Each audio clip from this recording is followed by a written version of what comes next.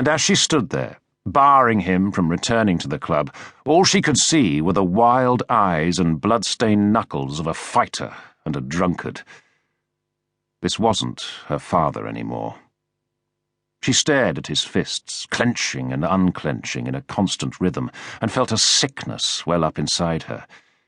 In that moment, he seemed so disgusting, so absolutely wretched. It was as if the ugliness of all those African wars was seeping out of him.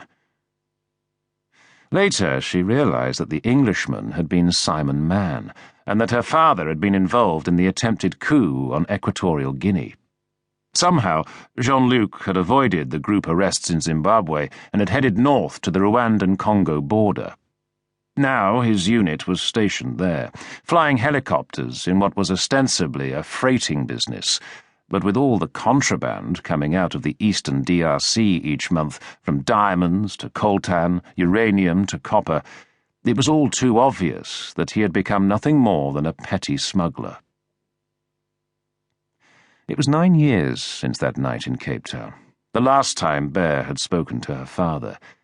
She had a new life now. She was married with a 2-year-old son, and, most importantly, her family was something that he had never been a part of.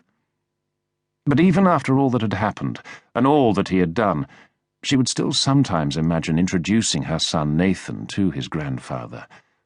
But even as she imagined it, the dream would start to collapse.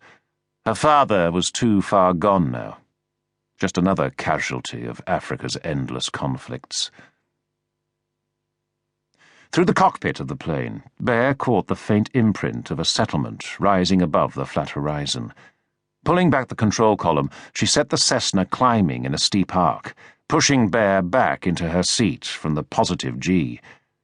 As the speed bled off, she clicked down the first stage of flap, then the second, turning the plane in a tight, slow circle above the settlement.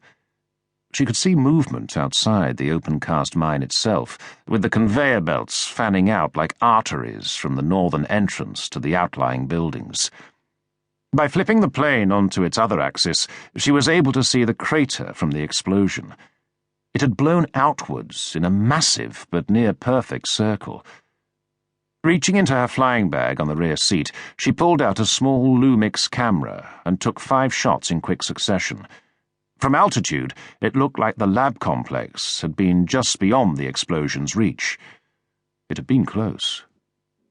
200 feet below the circling plane, 3 men stood beside a white Toyota pickup truck. All were dressed in khaki shirts with matching shorts and socks pulled up to just below their knees. Despite the scorching sun, none of them wore hats. They stood squinting into the cobalt-blue sky, following the plane as it passed the windsock and came into land. They heard the propeller speed change in pitch. Then, with a tiny spray of dust kicking up from the rear wheels, the plane touched down. A few seconds later, it came to a standstill on the far side of their truck. The 3 men moved round the vehicle, their eyes fixed on the interior of the plane as Bear got out, trying to keep her knees as close together as possible.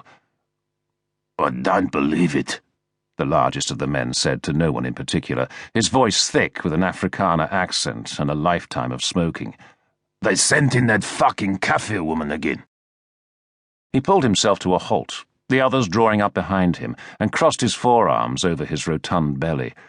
The natural scowl on his sun-damaged face deepened as his gaze moved upward from Bear's ankles and rested somewhere in the vicinity of her crotch.